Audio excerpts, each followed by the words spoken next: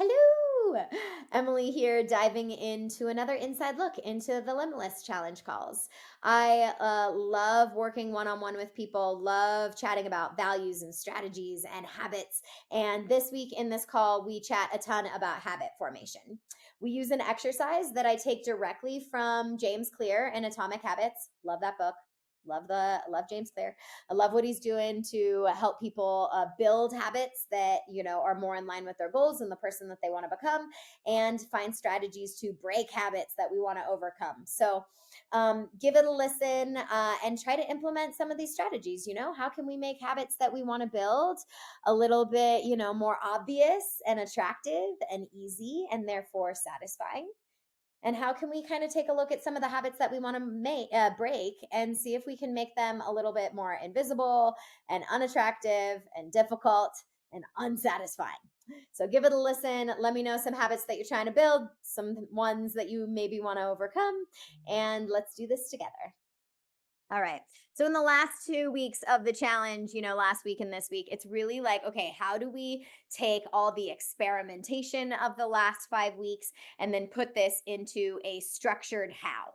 So if you define what a system is, it is just a structured how of how to do something. So the system of your life is your own unique structured how, which is the collection of actions that you take and beliefs that you have, and then automations that you integrate into your life that help you, of course, live the life that you want. So if you have been following along and doing all the exercises and along with the journal, we really have been spending the last 5 weeks trying to get to the heart of your actions, of your value systems, what you care about, what your real why is, where your belief system comes from, and then how we can strategize systems that reinforce the person that you want to become.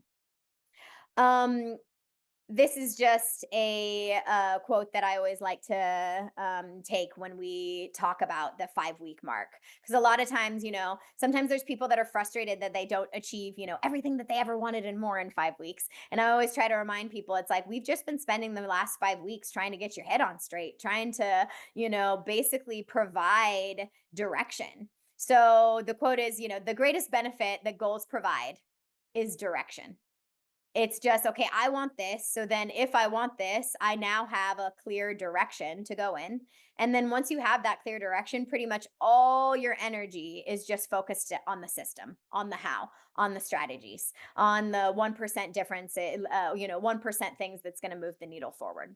All right. So things that you should systemize. We had this in the daily text messages this week, but I just kind of want to dive into it where it's like, okay, what needs a system? So there's stuff that you do on a regular basis, like, good old fashioned paying bills and brushing your teeth and having a nighttime routine and, all of that kind of stuff.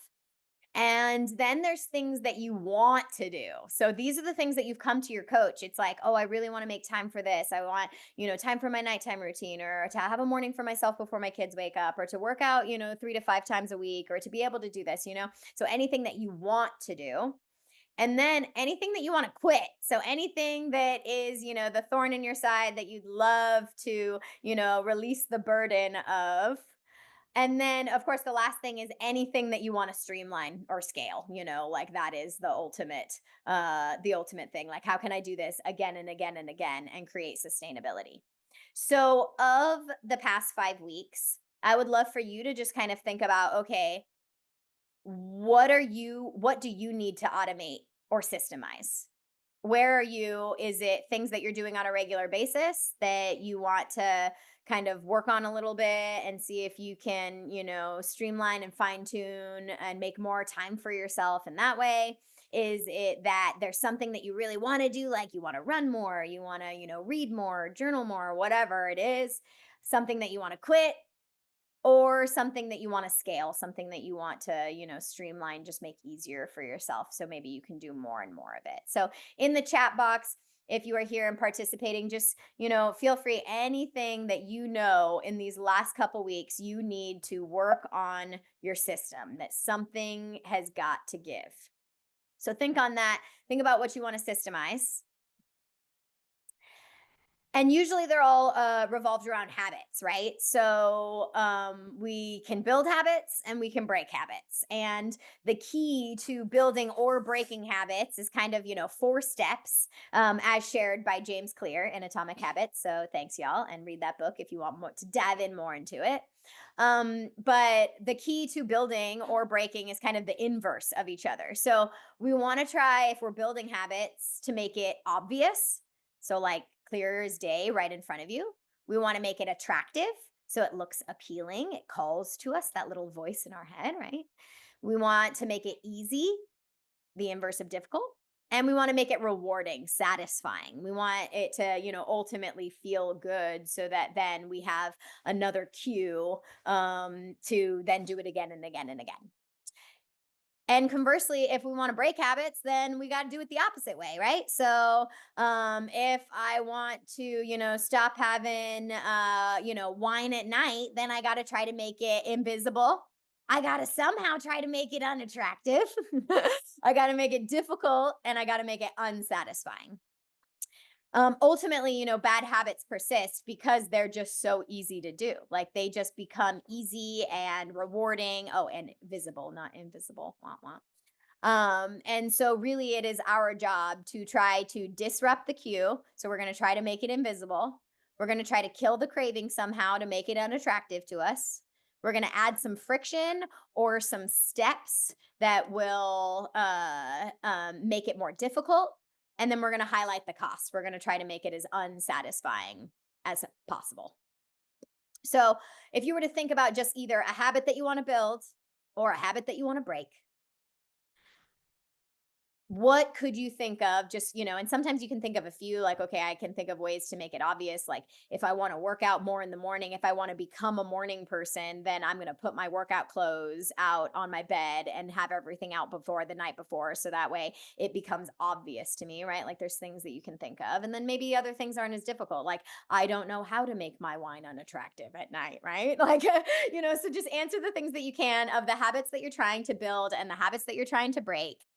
How can you make them obvious, attractive, easy, and satisfying? I'm going to give some examples. So, if you want to read regularly, these are just things that I just kind of popped up. So, I wanted to read regularly. And so, I always place a book by my bedside table. Right. Or people like have, their Kindle. So they just have moments and then they can, pop up a book. So make it obvious, have it with you. Make it attractive. In Idlewild, I actually joined a book club. It was a women's entrepreneurs book club. And I found in that year, I read twice as many books that year than I had done in a previous year, just because it was exciting to me to have the support of others. And so I looked forward to the books and made it more attractive. Make it easy. So I'm huge. You guys know me. I'm a huge fan of the bare minimum habit. I just feel like you have to make it easy on yourself first. So just commit to 1 page or 10 words or a half a paragraph or as small. It has to be small enough that you know that you'll do it. And then you kind of trick yourself into being like, I'm already here and enjoying myself. So I might as well keep going. And then you got to make it satisfying. So, highlighting favorite quotes or like back to my book club, sharing insights with friends. It was fun to feel the accomplishment of reading by the reward of sharing it with others. Another example would be to wake up early. Maybe you want to be a more of a morning person. So I'm going to make it obvious. So obviously I'm going to set the alarm, but instead of putting my phone right by my bed, I'm going to put my phone across the room. And I'm going to make sure that I got my overnight oats the night before, that I got everything ready and prepped. So everything's there. I'm going to make it attractive. So, like, I try to wake up before my kids wake up. That's what made me wake up early, is saying that I wanted an hour to myself so that I could journal, that I could enjoy myself, that I could have a piece to myself. And then sometimes it's just making it easy. So instead of saying, oh, I wake up at 8 right now and I want to wake up at 6, like just say, okay, this week I want to wake up at 7:45. And then once you crush that, all right, now I want to wake up at 7:30 and then 7:15. And then before you know it, but 1 15-minute increment at a time, and you got that. And then, of course, make it satisfying. Um, for me, it's always just savoring the peace of knowing that you have a moment to yourself. You can open the door, hear some birds chirping, and just enjoy a little peace and quiet. And for me right now, mine is saving money. So making it obvious, automating the transfers so you don't even see it, making it attractive. So having like a fun, why you're saving money for, and making it easy. So people can use different apps to make sure that you're mapping out your spending and different, auto logs and things. And then making milestones. So celebrating milestones, like being like, oh my God, I just saved my first $1,000, and all that. Okay, so these are a couple examples of habits that you would want to make, and include more of. And of course, then there's habits that you want to break. So, like if you want to stop scrolling on your phone, then you got to make it invisible, unattractive, difficult, and unsatisfying. You got to delete the apps. You got to try to do that grayscale so it's not as satisfying. You got to make it unattractive by giving yourself mantras. Like I say, this is stealing my focus and my joy. Every time I catch myself, I go, oh no, I'm in the rabbit hole. This is stealing my focus. It is, stealing my energies.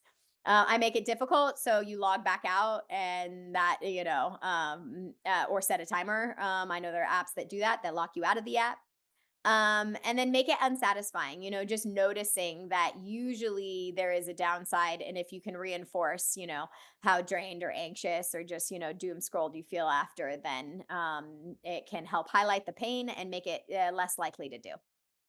And of course, everyone's kind of thing, late night snacking on junk food. Now, I will say, you know what I say, usually you're late night snacking, you're overeating because you are undereating in some capacity, that you for the previous part of the day or the first part of the day that you underfueled yourself, and so now your body's screaming at you to eat junk food, eat like the kind of the moreish simple things. So, the first step is to make it invisible, don't keep it at the house, right? Make it unattractive. So this is fun. I used to see like label the pantry items with being like energy drain, or eat too much of this and you'll get diarrhea. Like honestly, just be as like as ridiculous as possible with yourself, because you just have to try to tell yourself the story that like, oh wait, this is not good for me and here's why.